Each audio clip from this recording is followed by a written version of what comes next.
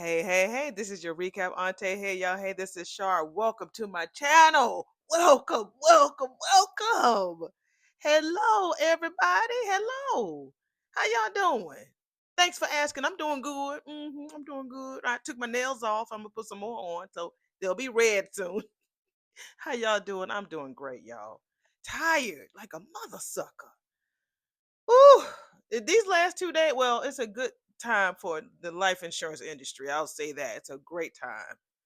People buying, baby. People submitting applications. Some of them are sick. I had one, y'all. I got to be careful how I say this because y'all will never guess who it is. But I had one application that came through. Now, I'm not an insurance agent, but I did have one that came through. I was like, whoa. Man, everybody needs life insurance. That's all I'm gonna say. Cause I don't know if my people from my job watching, but whoa, it was like, can I say it? Cause there's so many celebrities. It's a celebrity. Whoa, nobody from Beyond the Gates. Nobody. I can promise you that it's nobody from Beyond the Gates. Get you some life insurance, cause there's gonna be a lot of changes this year, and you want Mammy and Pappy to make sure everything is taken care of. We don't want no GoFundMe's. All right. You hear me? Get you some life insurance. I don't sell it. So don't ask me, do I sell? I ain't licensed or nothing like that. I just see the applications as they come through, and I look at people's history and stuff. Y'all see, I use a comb, right? Ghetto. Ghetto. This is Miss Welder's fault. Miss Welder said I was looking all flicked holding on to the microphone. I said I had to use something because if I put it on my clothes, y'all gonna hear all this dingle dangle, and I ain't taking off my chakras and my eights now. So I had to make it happen, Captain. Shit. Ghetto, baby. Ghetto.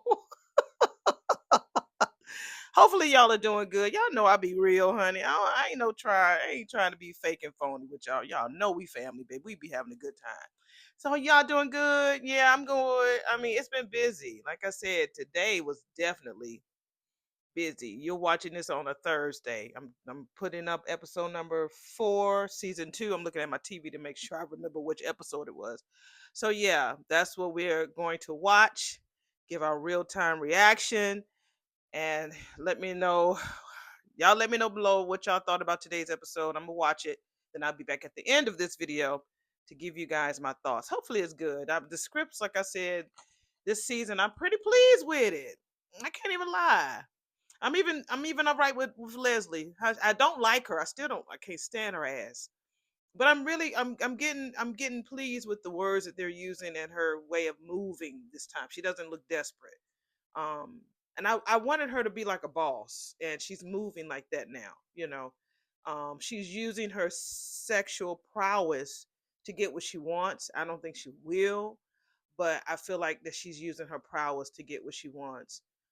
Instead of her looking so desperate. I just didn't like that desperate look on her. So let me go ahead and get this party started. Again, we don't knock no more. Y'all got on me about knocking. We ain't knocking no damn more. We just gonna walk on in like everybody else. Rowena, she'll let us in. All right.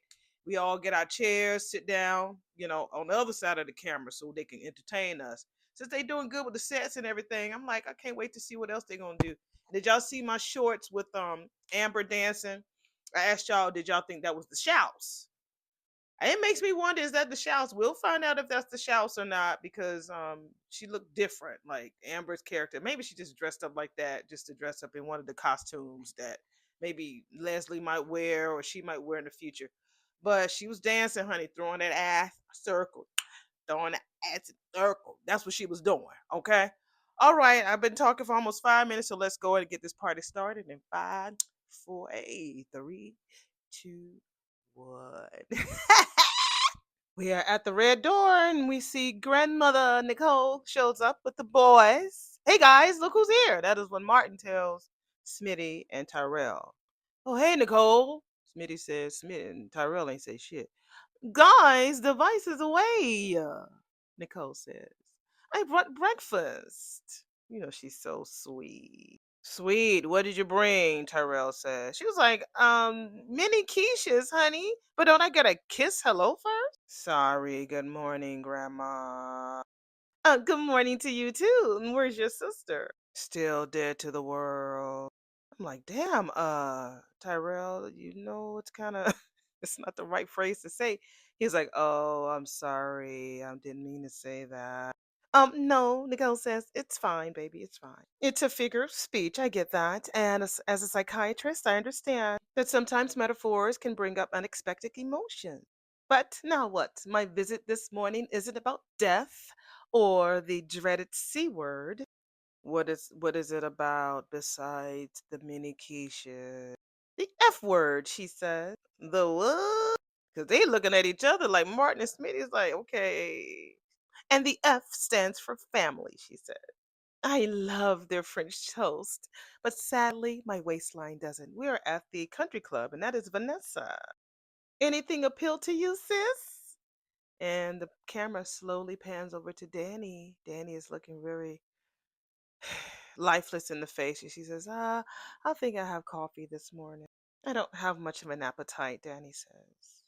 I'm not surprised, Vanessa says. I mean, with everything that your family's going through.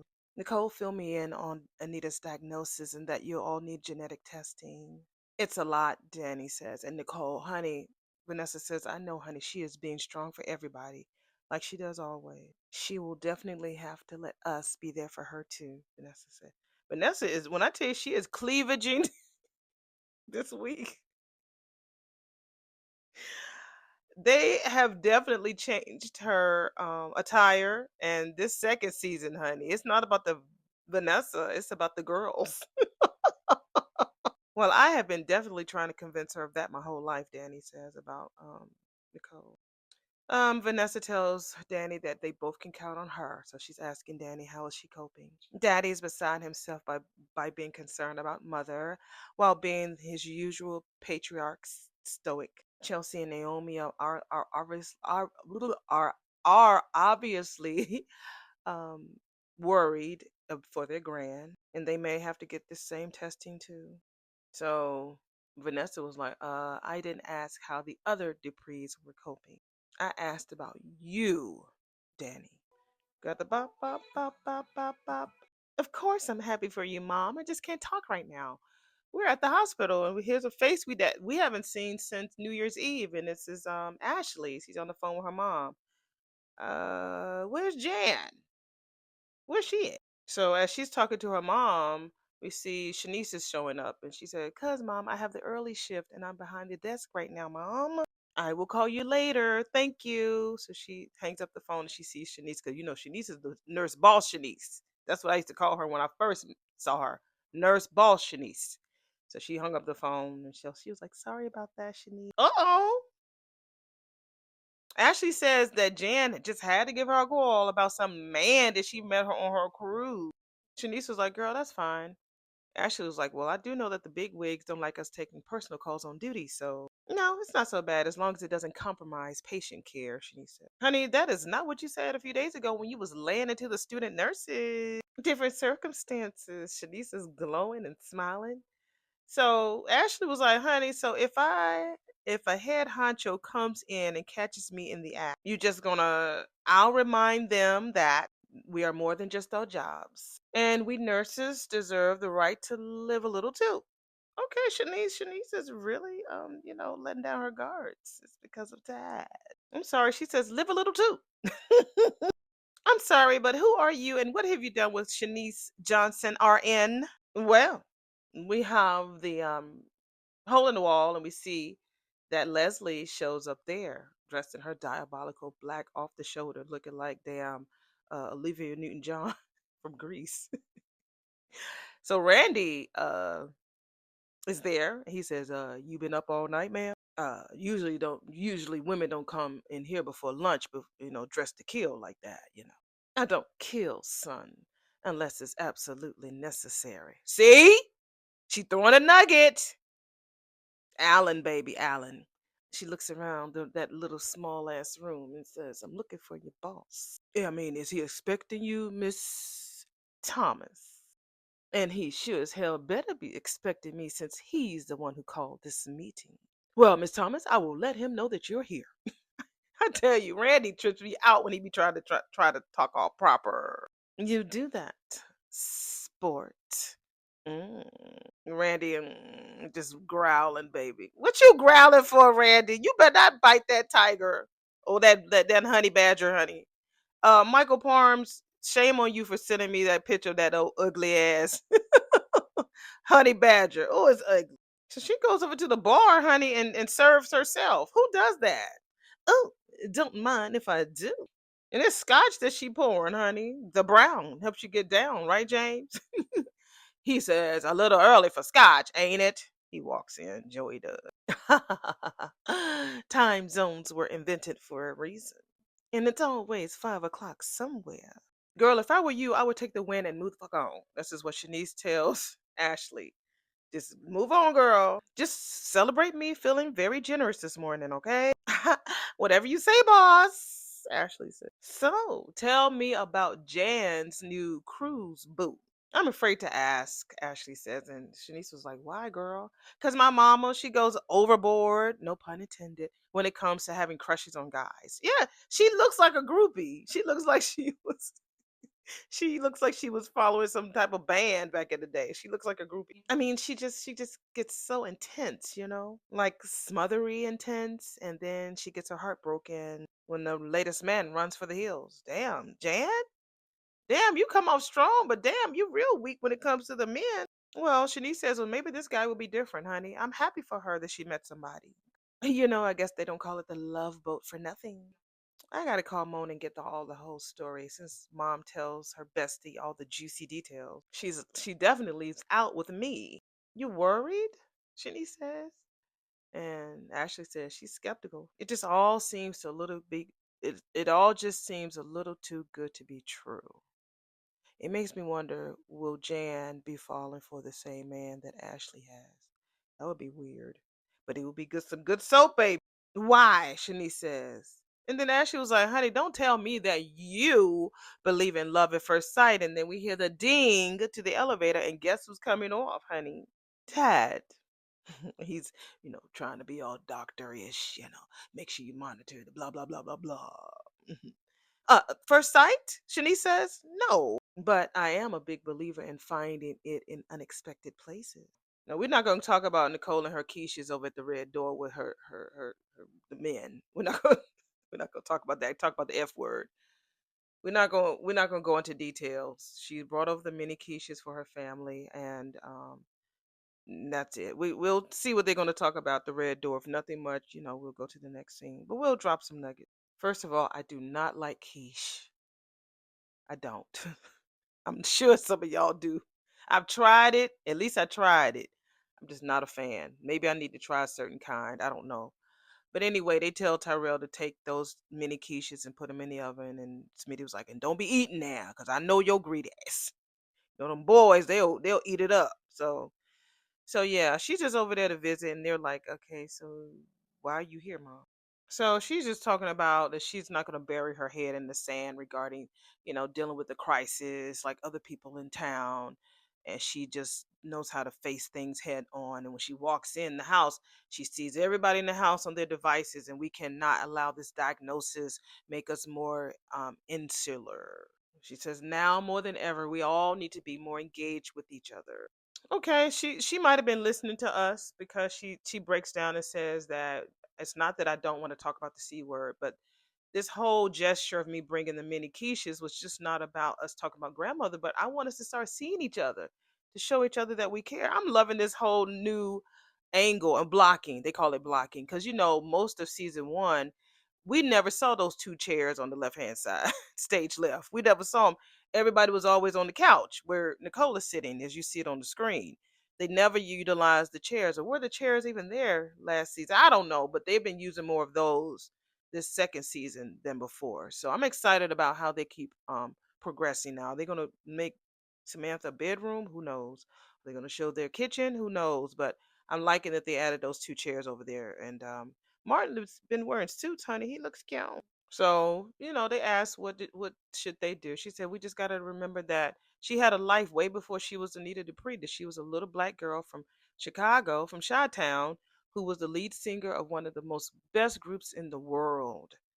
And we need to believe in her, and we need to know that cancer came for a warrior, baby. And then that shit is about to find out how tough Anita is. So the next screen we see Danny looking at the phone. I guess because sometimes we use the phone as a mirror. Like, girl, see what you made me do. It wasn't my intention to test the waters of your test the strength of your waterproof mascara, my darling. That's what Vanessa says.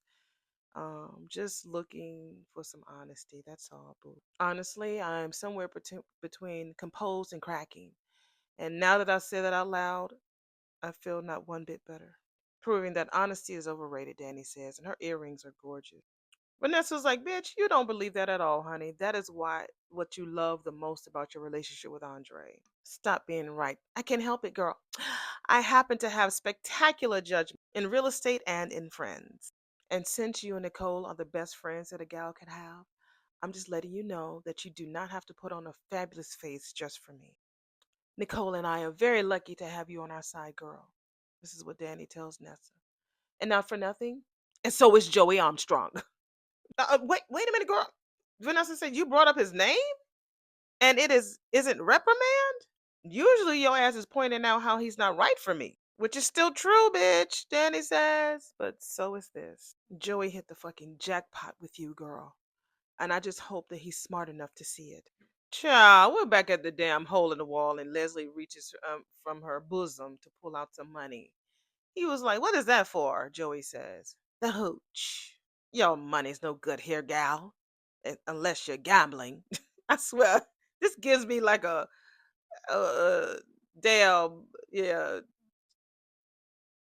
I don't know. Y'all know those you say and you hooch and like the life, like the movie Life. It gives me all of that vibe, honey. But these days, honey, I am more into a sure bet. Uh-huh. Is that right? He says. Well, since you have asked me here, she takes her time and puts the money down and back in her bosom. I'm hoping that's a sign that you have some good news for me. Oh, unless you are one of those sadistic types who gets off on giving bad news face to face. Ah, if I have bad news to deliver, girlie, I have people for that. And that way I don't disturb my wah. Heaven forbid. What the fuck is a wah? She said the same thing I said. Now, what the hell is wa? It's a Japanese concept meaning peace, harmony, and balance. Okay, wa. Wa. Wa. Well read, she says. He says, and well traveled, too. Noted. He gets around, so do I. And I'm here because, as she leans in, he adjusts his chair, baby, just wiggles. I am going to partner with you on financing that free clinic of yours. Oh, I knew it. He said, "Don't touch me, bitch." she was getting ready to get up and give him a hug and a kiss. Bitch, you just saw him kissing on Vanessa. That's all that bitch would need, and she would run right back and tell Vanessa what she did to her man. Don't touch me. She cut that off. Okay. She really cut that off, honey. She was like, okay, you know. Now, if I'm going to do you this solid, he said, I'm going to want something in return. And she looking like, what? Yeah, Joey never gives anything unless he gets something back in return. So I'm wondering what it's going to be. So we're back at the red door. Nicole is talking with the men, with the quiches and their coffee. And she's talking about the young women being presented, about um, the cotillion that's coming up. Well, Samantha will be presented before a polite society. Smitty was like, polite society? Shit, that sounds a little Downton Abbey-ish. It does. She's like, a little bit, but it's a little bit more than that. You and Martin had already started dating when Kat had her debut, so you didn't attend. Smitty was like, shit, I wish I had gone. Tyrell was like, yeah, right. He was like, no, really. Smitty was like, yeah, I mean, it sounds very impressive to me. It sounds like it was a very impressive event. I'm really just starting to learn about all the moving parts in this family. So Nicole looks at Tyrell and tells him that she can't wait for him and Samantha to see and experience this whole cotillion thing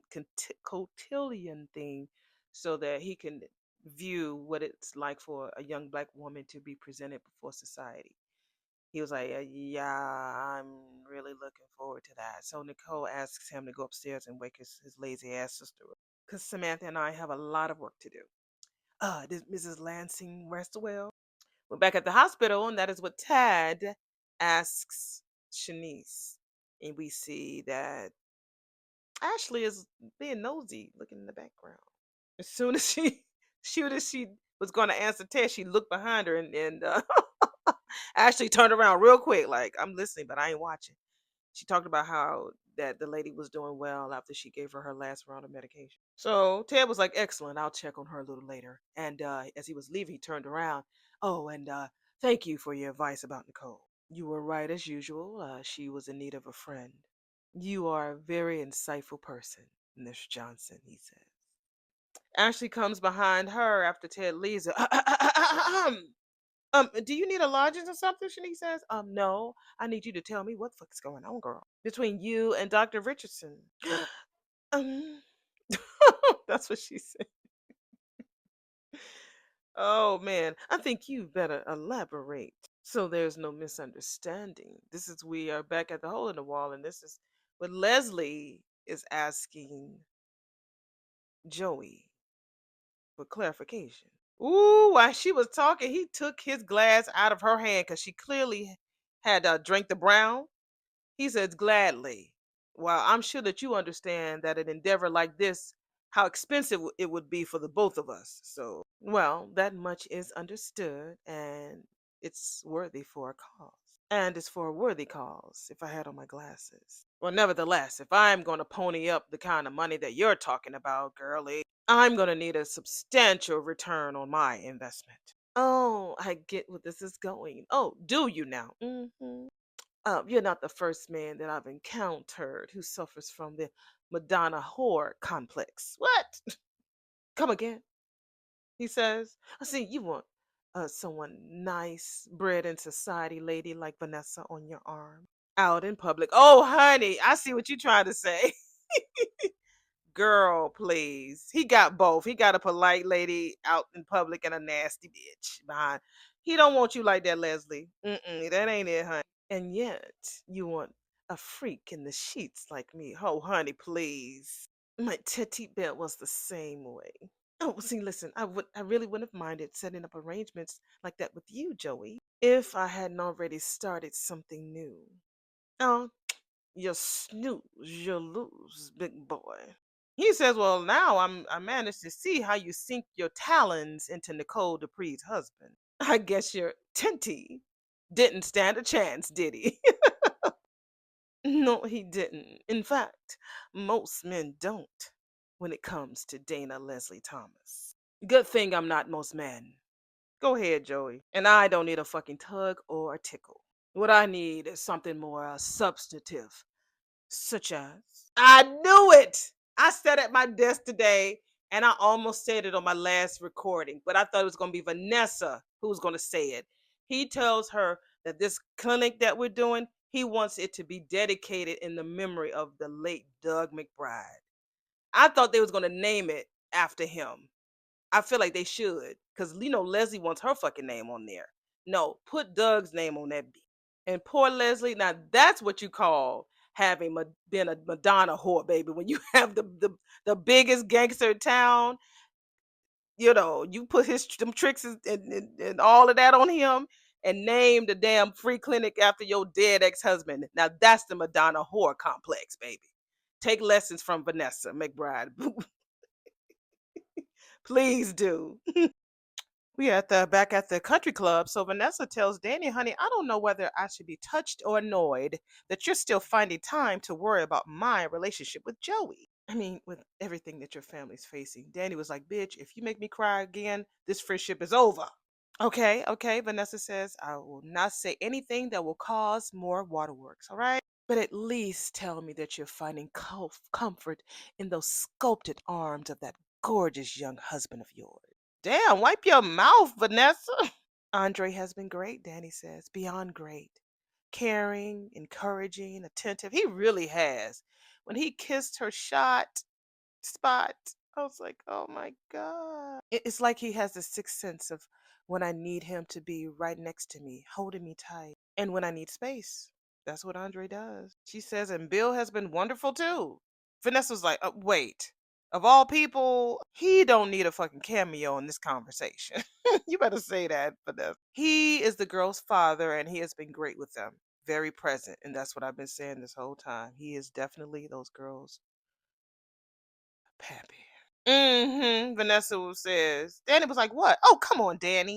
You and I know that Bill Hamilton's happier than a pig." And girl, how did you used to say it when our kids were small, girl? Stress, hormonal, irritable, and tired. Wow. Yes, that. Happy than a pig in that when he's able to be your Mr. Personal fix it. Yeah. Okay, Danny says. So the role comes second nature to him. Okay. However, he was always the one to pick me up and put me back together. Which would have been real nice, Vanessa says, if he hadn't been always the one who had broke you in the first place.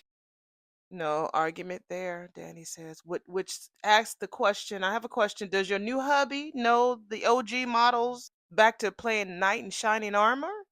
When I tell you Vanessa's lines is popping, I mean, Dr. Richardson, Ted was just flirting with you. We're back at the nurse's station with nosy ass Ashley and surprised and innocent Shanice. We know Shanice is not innocent. They're flipping roles because normally Shanice the nosy ass. Now it's Ashley. Shanice is like, girl, can you lower your voice, please? Of course. Okay, okay. So now you want to be discreet when the gossip is about you. There is absolutely nothing to gossip about, Shanice says. Bullshit. Ashley says, excuse me? Girl, you didn't even blink when he was flirting with your ass. Actually, it was like you weren't even surprised at all. Wait a minute. Because Shanice walked away from her. Hold up. Are you and Tad? Wait a minute, girl. Don't you have some work to do? Little Miss Thing with all these ideas. Don't you need to skedaddle and do something? Actually, Ashley says, I am all caught up in my work. So Shanice gives us something else, honey. She says, well, not anymore, baby. So we're near the elevator, and Vernon actually gets off the elevator while Ted is walking by. And Ted speaks to Vernon and tells Vernon it's real good to see him. So Ted says, how you holding up? Oh, well, I had my moments. I'm just doing what I can to be there for Anita and the family. I suppose that you're doing the same for Martin and Kat, right? He says, I am. I just wish that there was more that I could do while we're anxiously waiting to get the BRCA gene test results back. Well, we won't have to wait a whole lot longer. I just pray the family is strong enough, come what may. Well, we're back at the red door and was with Nicole, the Keishas, and the boys. And I guess Smitty really loved those mini quiches. So Tyrell comes back downstairs, and guess who's awake, honey? Samantha. Honey, I mean, like, why she still asleep? Good morning, Sleeping Beauty. Everybody. Good morning, Grandma. Good morning, Dad. Smitty tells her that your grandmother brought you some breakfast. I'll get some later, Samantha says. And Nicole was like, girl, no, you don't. Oh, Grandma. Up you go. Early bird catches the worm, young lady. I'm still tripping that this girl is 30. She'd be 31 this year. So Martin said, hey, shit, I'm having damn flashbacks. So Smitty was like, you ain't never get to sleep in? He said, well, the mother like Nicole? Hell no. Rarely. He was like, I heard that, Nicole says. So Samantha was like, why in the world are we talking about worms so early in the morning? It's an idiom, you numbskull. It's almost noon, Tyrell says.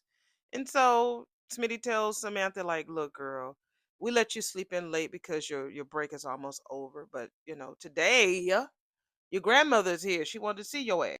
That's right. We have to buckle down with the cotillion planning, Nicole says. Shit, Samantha raised up that little head like a little rooster. She's like, well, you should have led with that, Grandma. Our upcoming debut is what everybody could talk about in our cotillions group chat. So they got a group chat for the cotillion. So they just go back and forth. Samantha is super excited. Nicole definitely is excited. She says she hasn't seen a debutante as pumped as Samantha is since her Aunt Kat. So she's excited to really probably get involved in this so that she can forget about what's going on with this damn waiting with the testing. So she was excited about it, but she tells everybody that she was starting to feel guilty. And Nicole's like, why? She said, isn't it kind of frivolous to be feeling like this because of great grandma who could be dying of cancer? Did I hear this right? You want to dedicate our new venture, our new community health facility, to your girlfriend's dead husband? That's the cold hearted bitch, Leslie. We're back at the hole in the wall, and that's who she's talking that to Joey. Yeah, yeah. And guess whose name is going to be the Doug McBride Medical Health Clinic? He said, well, that surprises you? Hell yeah, it surprises me. You must really feel guilty about what went down with McBride. Did did Marcel tell her? Ooh. Andre is not concerned about Bill. We're back at the country club, and that is what Danny is saying to Vanessa. But yes, he is, girl. He is. He doesn't do jealousy, and I don't give him reason to, okay? Which is very refreshing after being married to Bill. That man had the audacity to police every innocuous exchange I had with any damn man. Well, it is usually the cheaters who thinks that everybody else is cheating. I mean, she should know. That's what Vanessa said. And so Danny was like, girl, exactly. And it was Bill who was being constantly unfaithful, which I I don't want them together, y'all. We know everybody wants them together. But he doesn't know how to be faithful to her, to nobody but himself. Vanessa was like, girl, I'm glad that you haven't forgotten that his armor is more rust than shine. And none of it's charming either. They are writing some zingers, well, not zingers, but some doozy lines for her. This girl is like landing these fucking great lines. Oh, I remember, girl. And look, I know how good I have it with Andre, Danny says. And I do not intend to mess that shit up. Good. Now, I gotta get going, Vanessa says. Danny was like, honey, tell Joey that I said what's up. And what I said about him being lucky before, remember I said that to you, girl? That still stands, Danny said. It's funny how her friendship with Danny is completely different than her friendship with Vanessa. But I mean with Nicole, but they are both her best friends. I just feel like she's more closer to Danny. I really feel like that she's more closer to Danny than she is to Nicole. What do y'all think? And where's Pam? I find that guilt is one of the most useless emotions the gods have settled with us.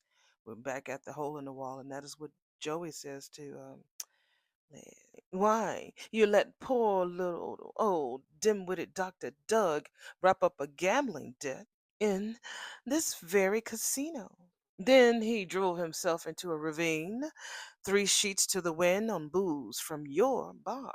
And then you started getting busy with his widow. Joey was like, well, where the fuck you hear all that? Oh, I have my sources, Joey. So you're telling me you're not the least bit remorseful? Joey says we all make choices, and Doug made his. He overestimated his luck and he underestimated the amount of alcohol he consumed. No, no, no, no. It's not like I owe you any damn explanation, but my acknowledging him with this sweet, kind gesture has nothing to do with guilt. It's about honoring the father of Vanessa's children. Hmm. You really do care about her, don't you? She's your kryptonite. No, I'm no Superman, and Vanessa knows that. Now, do we have a damn deal or not? What if we compromise? What if I name a room in the Leslie Thomas Outreach Project after the dearly departed Dougie? Did she know his name was Dougie? No. How the fuck she know his name was Dougie? I'm sure that finding out that her latest flame has done such a lavish honor, Miss Vanessa will be won over with major brownie points. So he had poured her some brown in a glass, but she never drank it. So she gave him back the glass and left. So we're gonna see what Vernon and Ted are talking about because we're at the hospital and Vernon and Ted are sitting like in the little waiting area. So Vernon tells Ted that he was just in with the hospital chief of staff. See, a lot of us normal people wouldn't have that type of pull. For him to talk with the hospital chief of staff, that's some money, honey. So he goes, through his tells Ted that the lab is backed up, and so yeah, Ted said, yeah, Leah, the hospital chief of staff, is good people. He said, she said that she would make some calls. He said normally I wouldn't ask for special treatment, Ted says, "Well, you didn't offer. You didn't ask. She offered, and you just accepted it. That's all you did. And I know how proud you Dupree's can be." Sometimes that's true, Vernon says. And Ted was like, "Yeah, I know. Nicole will be relieved once the test results come back." So she's been putting on this face for the kids and the grandkids, and he says, "I know that she's going to breathe a whole lot easier once the results come back and Martin and Kat are in the clear." "It is quite remarkable," Vernon says, "to see you still showing up for Nicole and the kids." Well, why wouldn't he? He didn't want to leave her. She left him. "I would never stop showing up," Ted says. "Your daughter will always be my family." So we're back at the red door, and so Nicole just reassures Samantha, like, "Girl, the last thing that your grandmother would want you to do is be feeling sad about the debutante season, girl. You keep moving forward." "So you really think that your that great grandma wouldn't mind?" "Oh no, she wouldn't at all." So she gives a little history about the fact that when Anita was young in Chicago, she couldn't afford a debutante thing. Then when she got older, um, she was at the group and traveling. When she could afford it, she didn't have time to do it. So when she met Vernon, he was able to take her to her very first cotillion. Oh. So she said that one of Vernon's cousins was being presented. So by the time he did that, she was around that time she was the Anita Williams, former lead singer of the Articulette, and she was the current jazz extraordinaire. So she knew exactly how to show up, baby, glamour and all. She said, but she was still in awe of all the sheer, unadulterated black excellence on display at that cotillion. I can't wait to see it. It's coming, y'all. When I tell you, I can't wait to see how that cotillion is going to be. It's going to be beautiful. So she just went on. I'm glad that they are highlighting black women because when it's when it comes to this economy, there was a huge shift when it came to a lot of black women losing their jobs last year. So to highlight this and to talk about black excellence and to talk about young women moving upward, uh, it's really going to be beautiful. I'm really excited about seeing what they're going to do. I just hope that this show lasts, y'all. I really do. I really hope that this show does not go through the chopping block because they have chopped a whole lot of shows on these normal, like, major networks. So I pray. Hopefully they can, if they do, I don't want them to leave here, but if they do, maybe they'll bring them over to Netflix or something. But I really do hope that this show can last at least another 2 seasons, at least. Really 30, of course.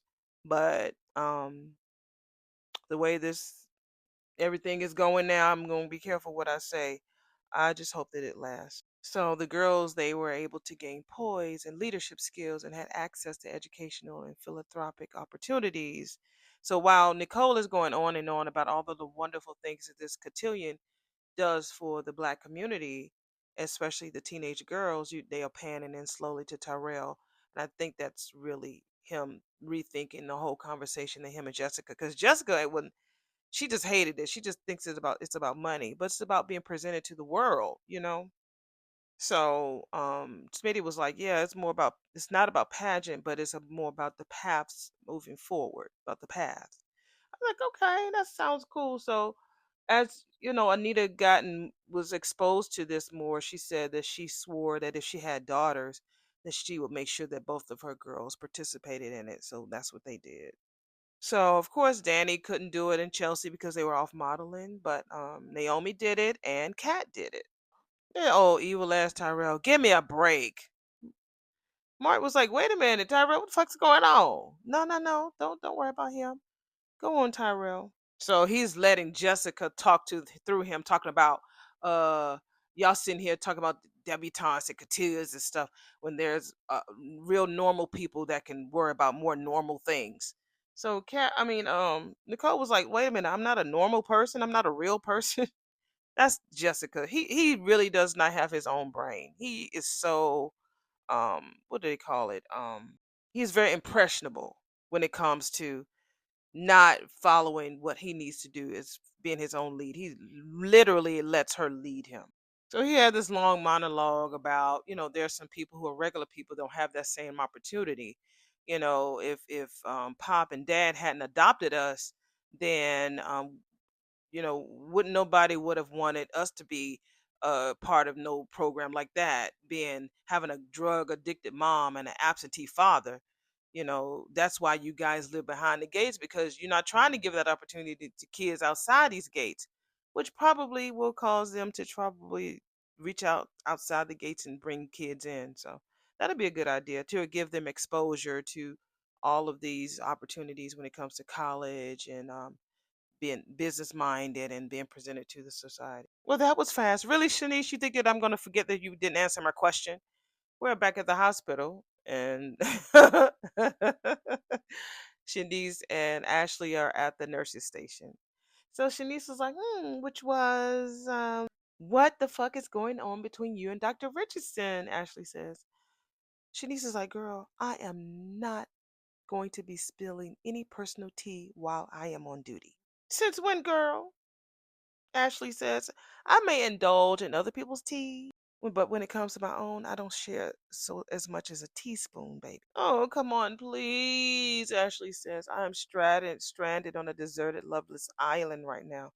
Loveless island. You won't be for long, honey. Well, let me at least live vicariously through your little life. Okay, fine, girl. Okay. Well, if you must know, Ted and I met up for New Year's Eve. What? New Year? Did you guys kiss? No comment. Oh, you totally did. Was it good? Shh, shh, shh. No complaints, Shani says. Oh my God, are you going to go on another date? Look, it wasn't a date exactly, Shani says. Look, anyway, things might get tricky because I encouraged him to spend time with his ex. Now, why on earth would you play matchmaker to Nicole and Ted when you are obviously still into him? Nurse Ashley, I need for you to check on some blood work that Dr. An ordered, girl. Okay, just gonna keep making up work for me to do just to avoid my questions, Ashley said. Work is what we get paid to do here, Shanice says. Yes, ma'am. Names of the patients? There are two, Shanice says. Dupree. Nicole and Danielle Dupree. And that's how Ashley found out about the blood. So you were not ignoring my questions, Ashley says. You were respecting HIPAA laws. What's the test? Ashley says. It was a multi gene panel for BRCA 1 and 2. Oh my God. Here I am complaining about my love life, and Naomi's family is going through something like this. Because I was wondering why Ashley hasn't been around Naomi, but Naomi probably hadn't told her shit. Girl, and your life is fucked up because you fucked it up. I feel like a horrible friend, but now you know, honey. You had no idea, but now you know, and now you can be there for your friend. Look at that. There's my ever busy youngest. We see Vernon come up to the country club, and Danny is there on her laptop. Agency biz, it has to be done, and it keeps my mind off. Well, everything. When I tell you the table that they have next to these dining tables when they go sit and they rest their purses on them fucking tables. Every restaurant needs to have a table like that. Every restaurant.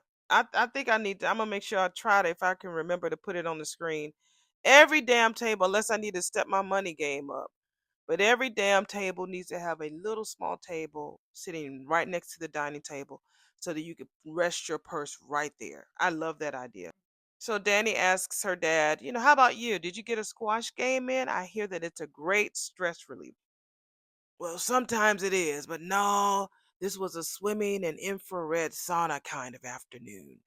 Has anybody out there tried the infrared saunas or the infrared masks? There's a girl I follow on YouTube, and she had that infrared mask. I was thinking about getting me one. We getting old, girl. I'll be 55 this year. Has anybody used it?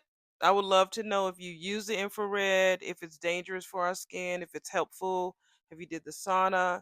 What have you done? If you used it, let me know in the comments below. Yep, that little table is so cute.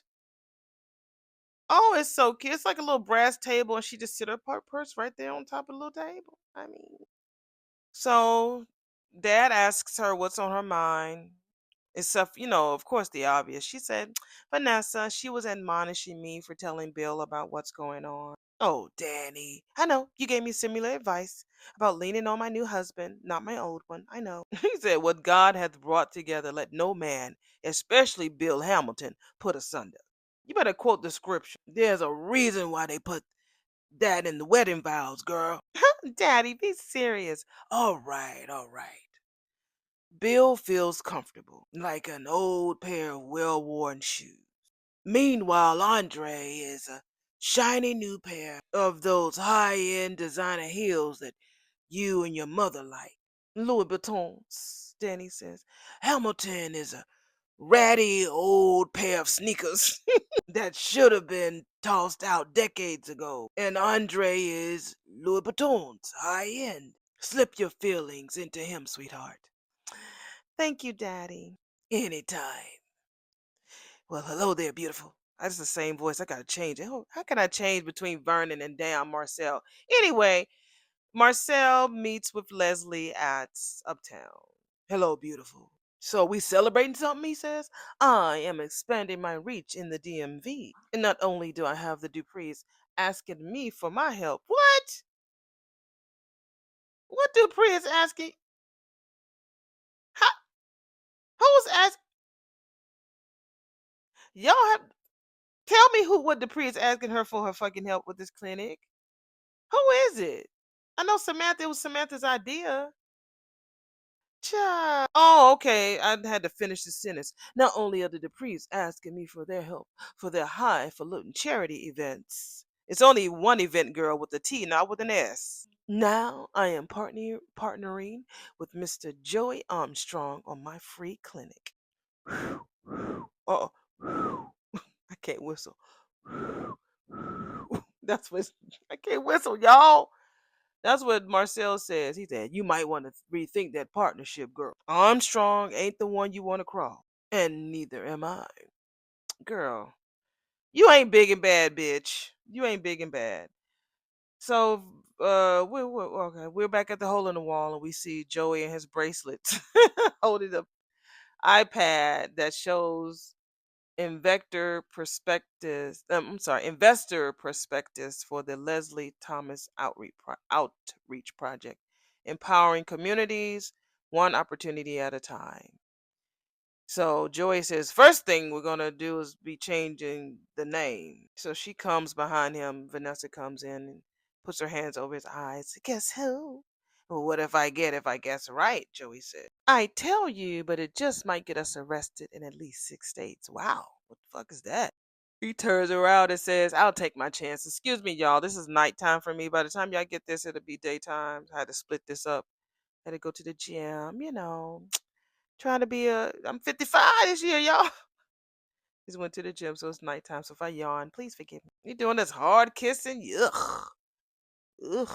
Sorry, Dad. I'm tired of him telling our stories. Sorry, Tyrell. Just because you want to keep wearing out our fucking story, and you want to wear like you some tragic martyr badge of honor, doesn't mean that I do. Back at the red door, and Samantha's like, "Look, that's your story to tell. That ain't mine. I'm rich, bitch." Grandma, I will be honored to follow in your Naomi and Kat's footsteps. I don't ever remember her calling her Naomi. I thought she always says Naomi. I'm loving how the microphone is sounding on this set. Like I said, last season they had some really touch and go moments that the microphone sucked. Now everything is clear. Like Samantha's character is really barely opening her mouth, and you can hear every word. So I like the microphone. So she said she will be honored to, do that, and everybody's proud of Samantha that she would want to follow down. Although she wasn't born into this, but she has an opportunity to be a debutante, and so she wants to do it. And he's like, "Of course, you take her side." Ooh, he says, "You guys keep talking about black women," because Martin was like, this is an opportunity, to be presented as a black woman to be a debutante to society. He was like, "You guys keep talking about black women, but didn't black people, bougie black people, adopt this type of thing uh, from the cotillion culture from the Europeans?" Wow. It was as if they thought that copying white society would give us the respectability that we deserve. Telling you, I hope this show lasts, y'all. I really do hope it lasts. How's that working out for us? He says. You're right, Tyrell, Nicole says. What you're talking about is called respectability politics. She said, well, you're right. Our Cotillions do have a lot of similarities to our white counterparts, but there is one significant difference. We do the wobble. I'm just kidding. She says, our history, our story, the story that passes on hundreds of years of slavery, the history of slavery by Jim Crow, by systemic racism, having to flee the South during the Great Migration, enduring white flight to suburbia, which crippled inner cities. Even through all of that tragedy, we still managed to triumph. Our ancestors built schools and communities, raised respectable children, educated themselves, and against seemingly unsurmountable odds, mm, achieved the American dream. Phew. So much to say. Wait a minute now. He talking about well, Martin was like, I heard you, I hope you heard your grandmammy give this nice speech. I did. He said, I heard you. He said, but do we still need cotillions and fraternities and sororities today? Yes, we do. Shit, I'm in a sorority and love my sorority too. If you in a fraternity or sorority, put your sorority or fraternity in the comment section below if you're still listening. Put them down below. Either do your hands or do your call or whatever. I'm not gonna do mines on this microphone because y'all eardrums might bust the fuck out. But y'all already know. You see what color I wear in my uh profile picture. So you all know, y'all everybody knows that I'm a part of Zeta Phi Beta Sorority Incorporated. And I've worn the t-shirt before in one of these videos before. So and my son is a part of my fraternity, brother, Phi Beta Sigma. My daughter's an AKA. So if you're part of a sorority or fraternity, whether it's a Sigma Gamma Rho, Delta Sigma Theta, Alpha Kappa Alpha, Zeta Phi Beta, Omega Psi Phi, Kappa Alpha Psi, Alpha Phi Alpha, Phi Beta Sigma, please don't tell me, Omega Psi Phi. I think that's everybody. And Iota Phi Theta. So if you're part of the Divine Nine plus anybody else that I missed, hopefully I didn't. Sigma Gamma Rho. Did I did? Theta Phi Beta. Yeah, all of us, especially the black fraternities or sororities.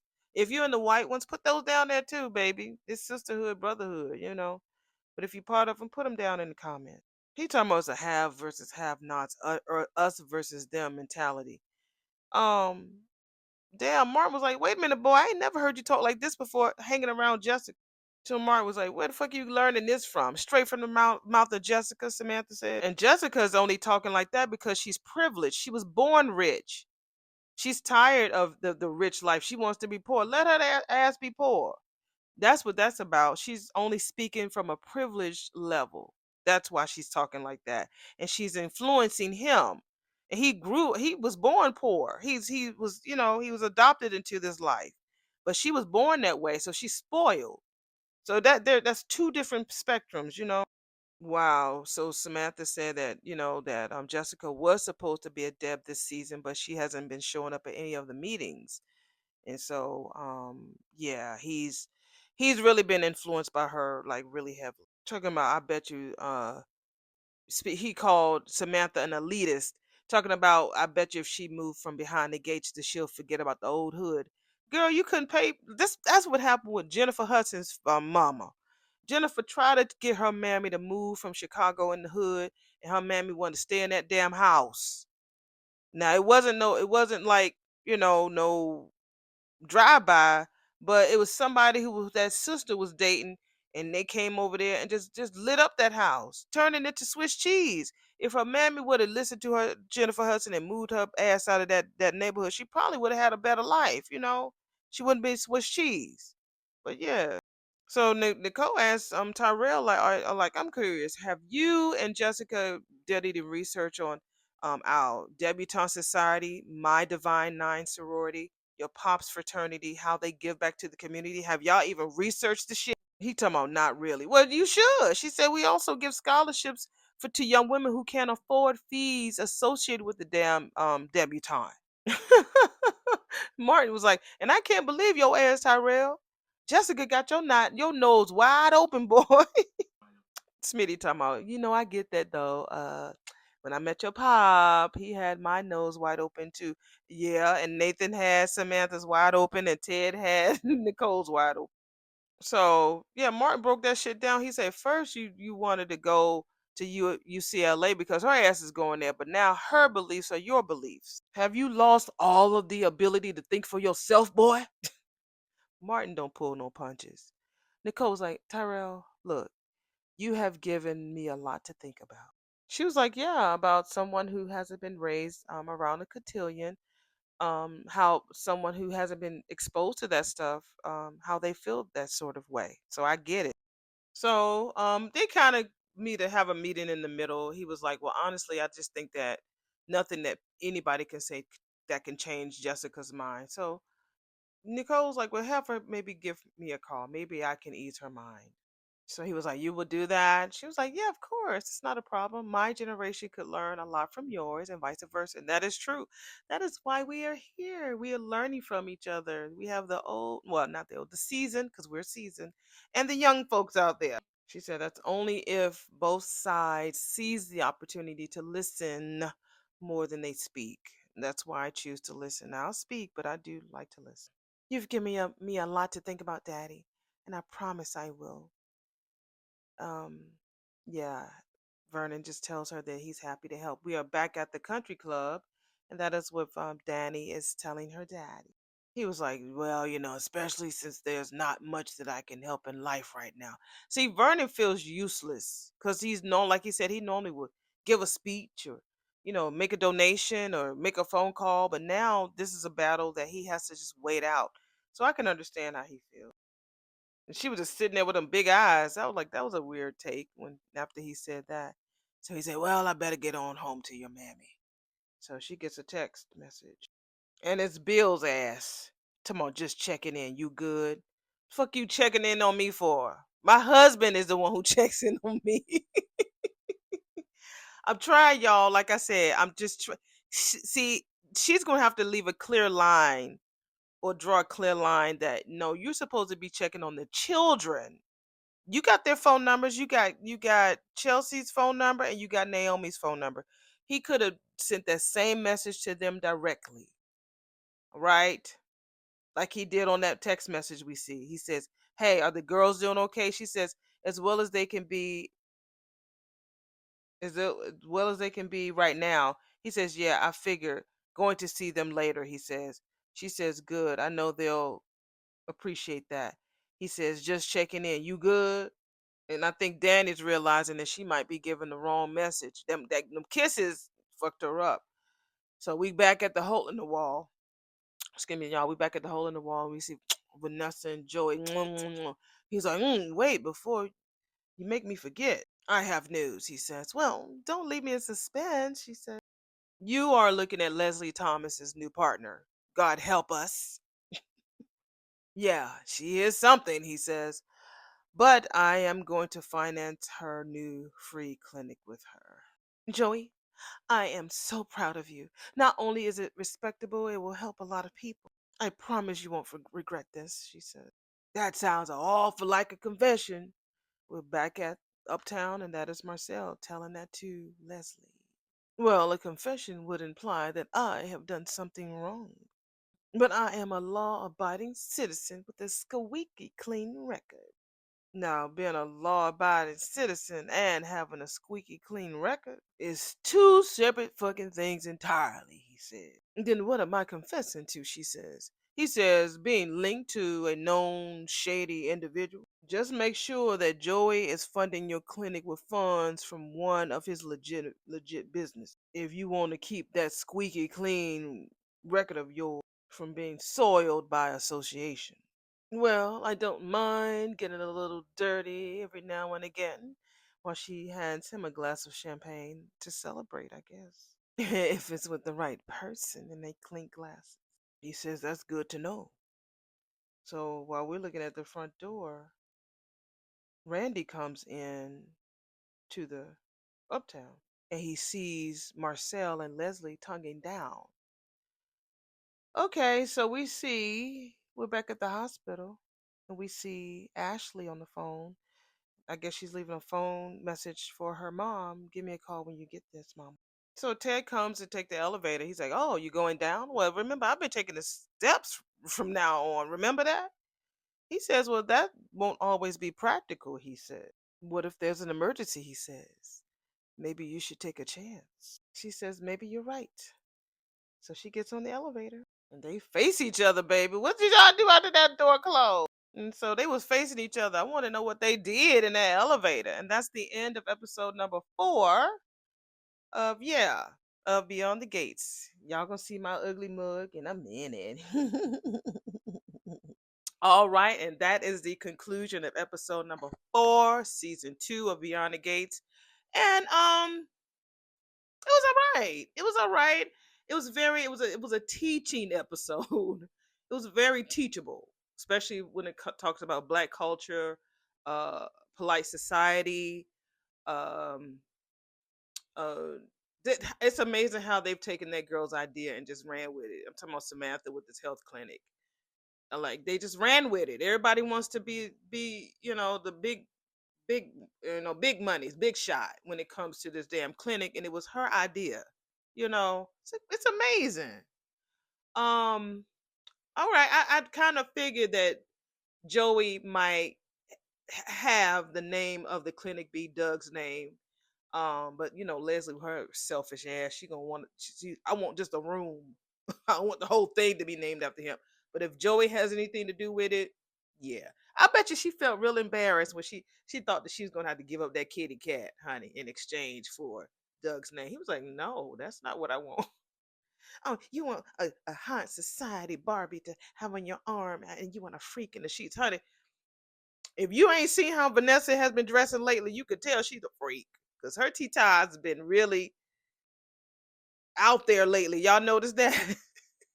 T is just girl. Yesterday's episode, I thought I saw like the man said on what was a boomerang. I was watching it the other night, and he was saying, is that a shadow or right?" He said, "Well, that's a shadow because my mouth is watering." I ain't saying my mouth is watering, but it seemed like the bra that she had on was like extra low that you saw just a little bit of brown. And I ain't talking about the color of her bra. If you look back at the pictures that I did on episode 3, look at the still shots that I took of Vanessa. I just noticed it after I looked at it again. I was like, "Girl, that's a ambiola."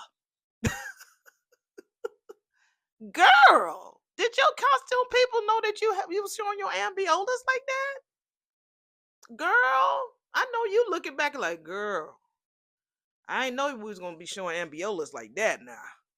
So yeah. Okay, we gonna like I said, I really do hope that this show stays a long time. I really do, because again, with this climate that we got going on, I that whole episode, yes, well today, y'all looking at it today from episode 4, that could fuck up some stuff for them. It really could. It really, really could. But it's true to what the story is. But a lot of people don't want to hear our truths. You know what I'm saying? So I hope that it lasts another season, because I hear that channel, those people with the 3 letters that start with the C, I heard that they are just not they are just really doing some crazy shady shit. So I'm hoping again that they'll be around for a long time, especially if they're going to be dealing with subjects like politics, healthcare, this cotillion that's presenting Black women. Those are some things that have not been that popular this year when it comes to how we are living this particular year, and well, actually last year it affected a lot of communities. And now this year's a lot of things that they're going to be talking about is going to affect a lot of communities. So don't want to stay political for way too long on this subject, but y'all know, y'all can read between the lines, baby. Y'all know exactly what Auntie talking about. Well, anyway, let me go ahead and get all of this mashed together. I thought I would come back on the camera now.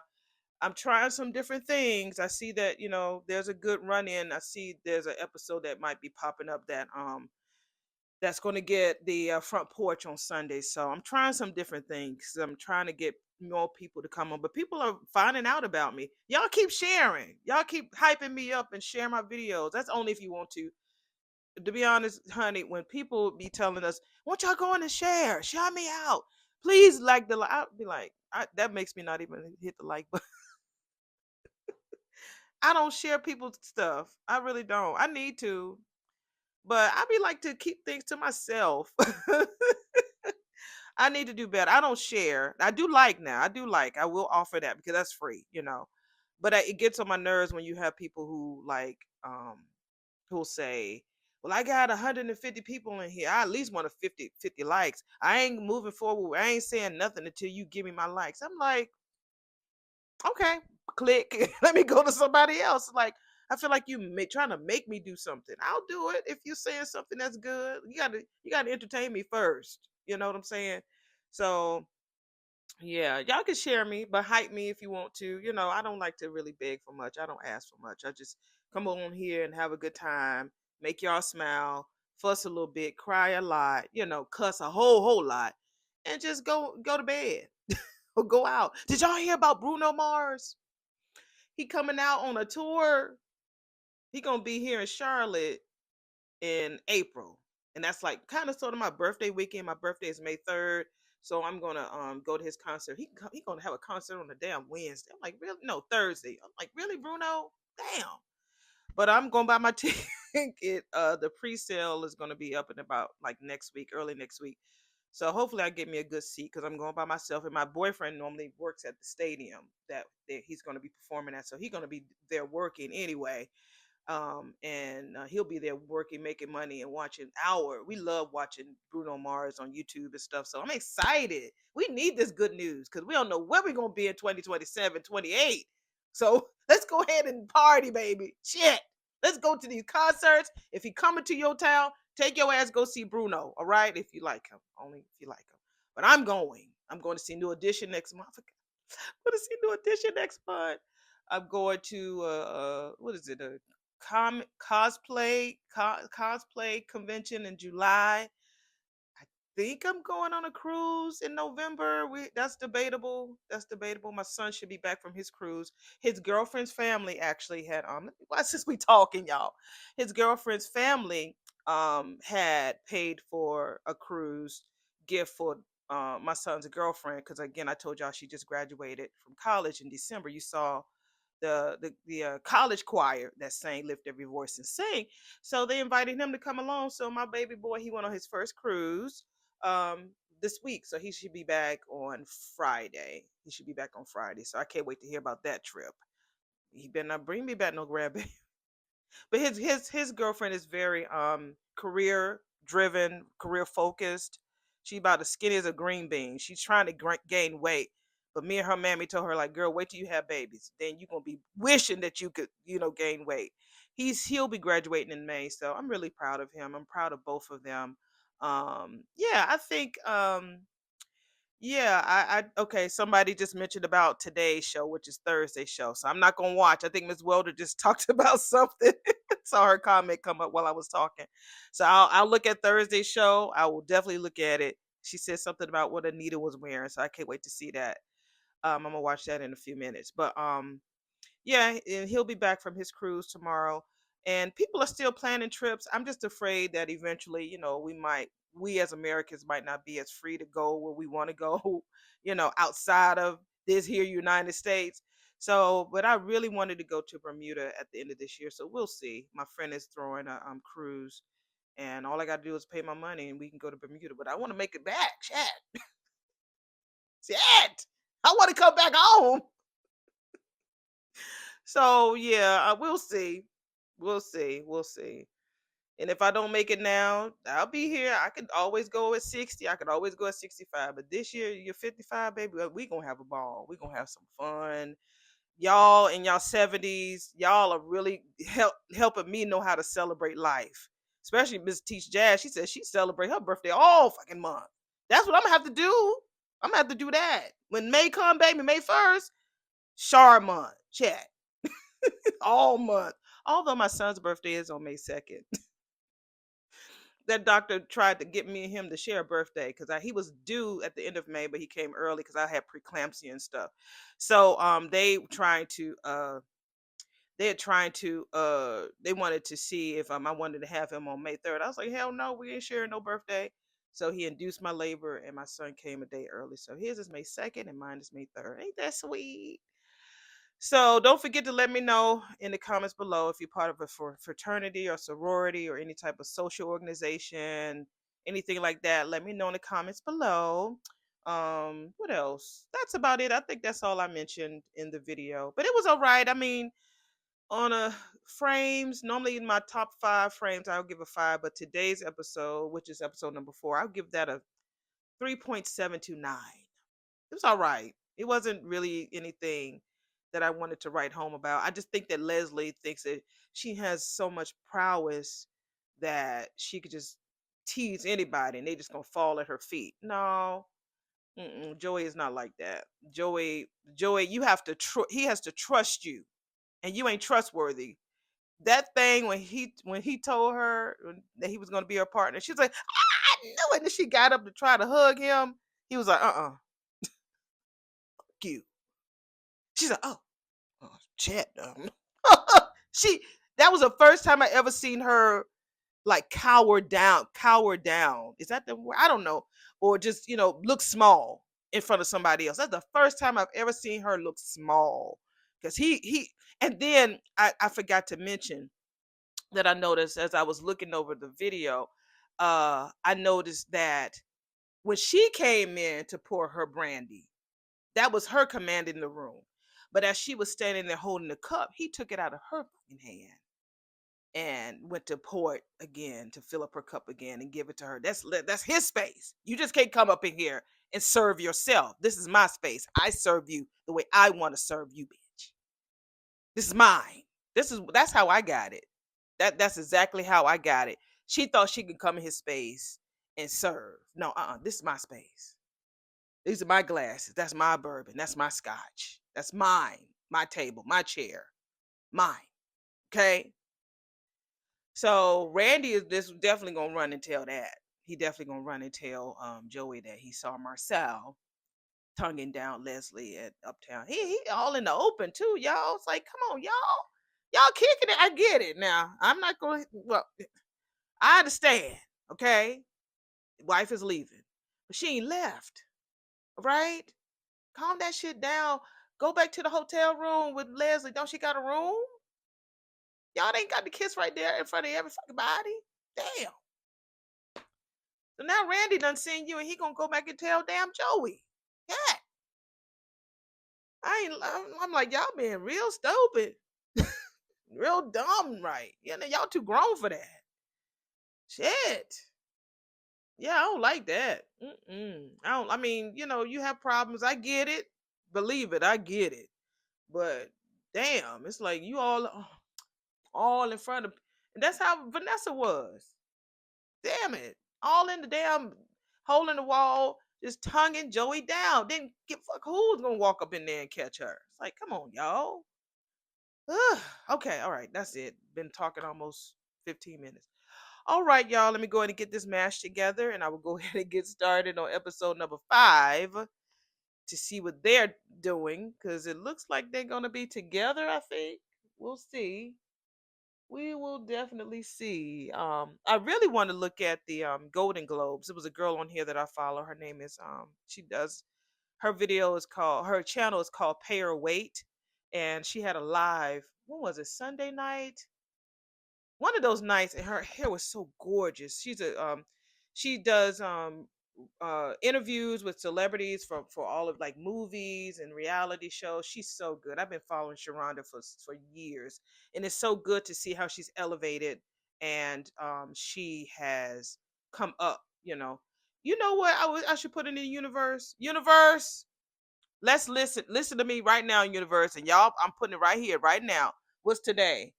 Uh, Thursday, January 9th. Yeah. If I'm not able to be on Beyond the Gates, let me be a correspondent at the uh Daytime Emmy Awards so that I can be there to watch Beyond the Gates win. How about that? How about that? Let's circle that shit all in the universe so it can go up. So when I get my damn email and then y'all see me dressing all glam and shit, be like, she called it. That bitch called it, baby. Let's do that. It's since we finna travel this year. Let's put it in the universe. Let's put it in the universe that Recap Auntie, aka Shara, will be a guest correspondent. Oh, I got that. My stomach is just shana na na na na na na. Will be a guest correspondent for Beyond the Gates, and she will get a star treatment with hair, makeup, dress, and she will be able to interview the entire cast of Beyond the Gates with her glam. And they will be there telling, and I'll be able to hug my acting coach in person. Well, short time acting coach, but I will be able to hug her in person. Let's put that out in the atmosphere. Shit. Y'all, if I get that, y'all, guess what? I would love to be in that audience. I'm going to tear up for real, for real. I would love to be in that audience, baby. And then hear them win. I would even be a seat filler. Y'all do that. We will have a good time on that red carpet. Cause I give me you see, I'm good with a microphone. Turn that shit from a comb to a microphone, baby. So y'all got some people out there y'all connected to. Let me know what I need to do so that I can become a guest correspondent on the red carpet at this year's Daytime Emmy Awards, so I can be there to either interview all of the stars from Beyond the Gates, which I'd be good. I can do that. I can interview people. I ain't got to learn all the fucking lines. I ain't got to do none of that. And I will be there and I will represent y'all well. Or do I need an agent who can help me do that shit? What can I do? Come on, y'all. Everybody, y'all just don't see me here entertaining. I need some connects. Shit. I need some connections, baby. I need some names. I need some emails. So let me know if y'all know anybody. Send me an email, thespianauntie@gmail.com. Y'all always sending me stuff. Badgers, pictures of Haley. Y'all are always emailing me shit all the time. And I love it too. I really do love it. So, but I want y'all, if y'all have any connections to anybody of how because you can get the most weirdest people. I ain't gonna say they weird. Random people who will be these guest correspondents. Like they have somehow get the opportunity. I don't care if it's Tamron Hall, baby. If Tamron Hall can get me, girl, guess what? You gonna be a damn correspondent because you was the one of the great fans of Beyond the Gates, and we wanted to. I don't care who it is, y'all. If y'all know how to get me in touch so that I can be a guest correspondent to represent Beyond the Gates, so that I can be there asking questions of all of the people: Smitty, Martin, Ted, Dana, Danny, Clifton, Anita, everybody. Y'all do that. Let's make 55 an epic year for Auntie, all right? I know some of y'all, what do y'all not know somebody? Y'all know somebody. I know y'all know people. Y'all ain't sitting back there watching me for nothing. Writers, some showrunners, somebody. All right? Okay. All right. Put that out in the universe. I'm not begging. I'm just what they call it, declaring, honey. I'm decreeing. I'm putting it in the atmosphere. I'm hallelujah. All right, y'all. That's enough. But you never know. I put that shit in the atmosphere, and I've had some amazing things happen. Me being connected to the right man, and me walking by faith and not by sight. All right, all right. Love y'all, and I will see y'all in the next video. Mwah! Bye. How you cut this shit?